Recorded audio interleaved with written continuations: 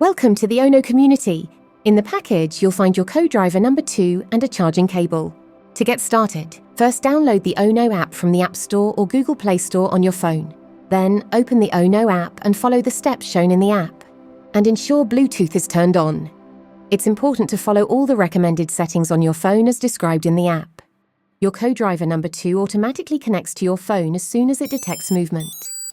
Super convenient. For this to work, make sure that your location services are set to always. This is the only way to ensure the automatic connection between your co-driver number 2 and your phone. Please make sure that your phone is not in power saving mode. Otherwise, the connection between your phone and your co-driver number 2 might not work or could be interrupted. Notifications should also be enabled to never miss an alert. While you're on the go, the ONO app uses GPS signals to use your location. This way, you receive relevant alerts along your route. As you approach a road hazard or a speed camera, the co-driver number 2 will alert you with a sound and light signal. Orange for road hazards, blue for speed cameras, and white for warnings if you exceed the speed limit.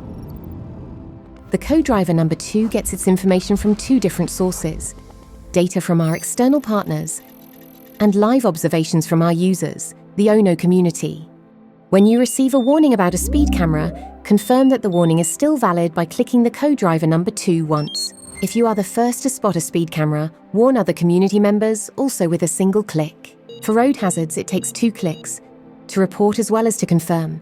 By reporting and confirming incidents, you help make the roads safer for everyone with just a press of a button. With the co-driver number 2, you can also dismiss incidents that are no longer relevant.